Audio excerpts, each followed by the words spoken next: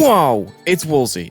I know the title is stupid. Please give me a chance. I promise I'm sane. Everything's fine. We're just gonna make a background with every object. Let's just do it. The background's going straight to black. There are so many objects in this game. Let's just start off with a square. It's placed like just above the midpoint of the screen. I'm going to give this a group, number 2. This is basically just a property that I can refer to. If I was placing like a rotation trigger, for example, I would put number 2 in, and that would make this square rotate. So what I'm gonna do is place down a follow trigger here, and I'm gonna put that number in. Then we need a follow group ID. So what's the number of the object that I'm actually going to be following here? Number 3. What's number 3? Okay, let's just make a little model at the top of the screen that we're going to refer to with our follow trigger effect. This circle right here is going to be number 3. We're going to place a center point about 5 objects away from it, which is going to be number 4. Number 3 is going to be placed in this rotation trigger to go around 4. It's going to rotate 5 times around in a circle. Let's just say in 20 seconds. So if I just play this right now without following the player, you'll see that this circle now rotates around that object. And that's what's going to be followed. So when I put this follow trigger down, 2 is going to be going around 3. We're going to make the move time of it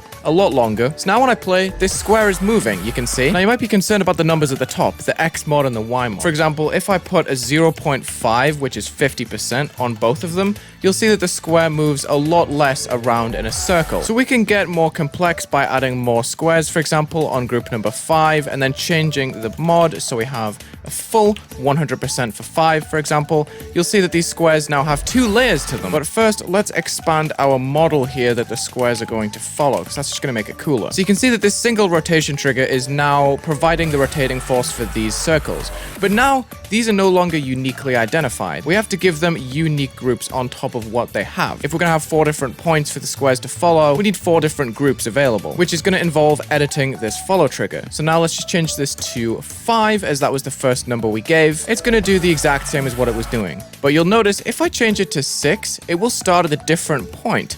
And let me explain. It goes over to the right-hand side because this circle right here is on the left of the starting point instead of starting here when it goes round and up. So let's change this back to 5, and then we're going to make another square which is going to be down and to the right. We need to give this another unique group because it's a new object. That's number 9. Okay. And let's make it follow 6. So I'm just going to preset all of these squares just so they follow the dot on the opposite side of the model above. So these squares are going to go out and around and create a really cool rotating pattern, which I can then go even more complex by making 12, 13, 14, and 15 with triggers that are maybe set to be 25% instead. Let's just increase the numbers on these, get our little setup, and then when we press play, we'll have another layer to this setup. And I want to use a bunch of different objects here instead of just these squares. Now that the demonstration's over, I'm going to remake all of my setup, and I'm going to revert myself back to the single dot setup. So we're going to start off with the object that goes up into the ceiling. This time 2 is going to lock us to the x-axis. So when we play, the square will come with us. Now we're going to give this a unique identifier, which is 6. So now all we have to do is just worry about making a new group per object that exists here. We're just going to start off with one of each kind of object. I always like these little glass objects. I'm glad I'm getting to use them again. We have a jigsaw in here now. Adding glow will bring us to a total of 33 objects. Group number 6 was our first, and it needs to follow number 5, which is the ID of this dot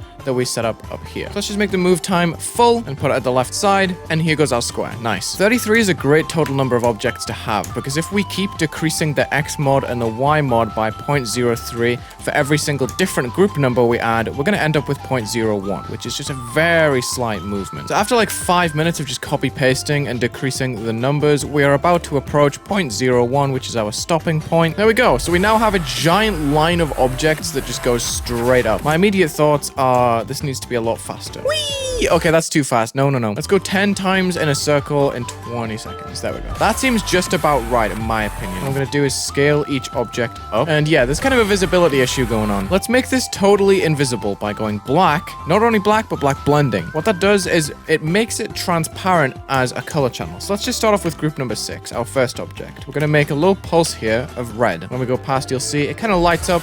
Boom. Then what we do is take this pulse trigger and go over by a tiny little bit to the right and change change the group number again. Okay, this is the last one, 39. So now we have a giant tower of pulse triggers that go one after the other and create like a giant streak. Okay, so now to make this more interesting and go back to the four-legged model that we had, we just need to select every trigger that we have, including the dot, copy paste, go to a new editor layer. We're going to make that number 3. I'm just going to move this to the side and I'm going to build helper. And what that does is it automatically assigns new groups to every single thing that I did. Now I just need to put the dot on the left-hand side and move the objects to the right. Now we have another leg that's going around in a circle like that. Then I made the bottom set of objects follow the top dot and the left set of objects follow the dot on the right. Now we have 4 legs of every object, and it's still going to be difficult to see because the red is super bright. It's not really fast enough as a pulse. We're going to go with like a super short exit time, and we're going to make it copy a color instead of just going red because the red can get kind of boring. I've set color channel 2 to a light red. I'm going to copy that. I'm going to place a color trigger at the start of the level for color channel number 2.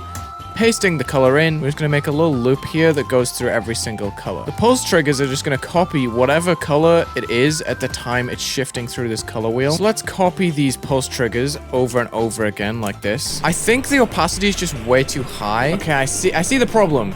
So I've went in slow motion. I changed all of these pulse triggers to just a hold, not a fade time. I think the gaps between these pulses are just simply too small. And to just quickly fix the gaps between, I'm just going to scale up these triggers to 2 times. So now when I play, there should be only 1 visible at a time. No, there's still 2. Why? But you see how the different objects at different times, right? So let's just change it away from a hold to just a fade out like that. Well, yeah, this is it. This is it pretty much, right? All right, here's my method to make more madness. We're going to copy paste, rotate once, and then scale up with scale hack to around 8 times, but then go absolute scaling. So instead of collectively scaling all of that, we're then going to scale down on their own axes in their new positions because they've just been scaled out of the middle, down at 2 times, maybe even less, just to differentiate between what we had.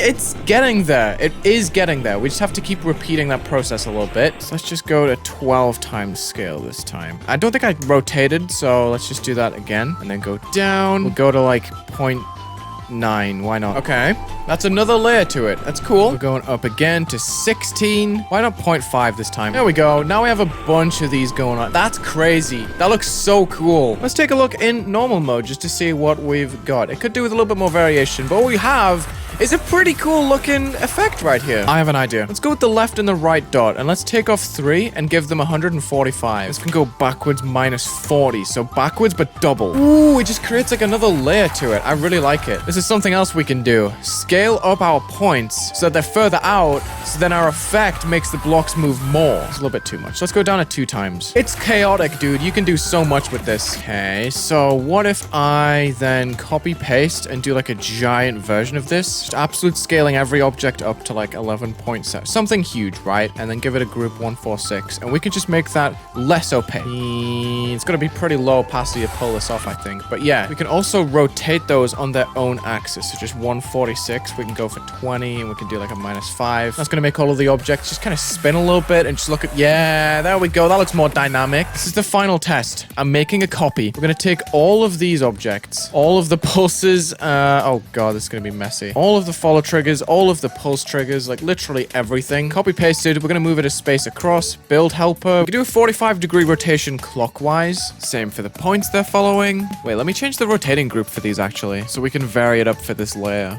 Oh God, where is the last one? It's in this sea of pulse triggers. There it is. I can see it. It's behind this one. Let's get rid of 3 and let's add 287. We can also move them a little bit further out of the rotation. Let's just say plus... Ooh, I don't know about this one. We could bounce in out. Oh, that's so many. 10,000 objects. Here we go. Just for one background. 287 groups as well. Here we have my drop that is lagging for 1. But look how cool this is, right?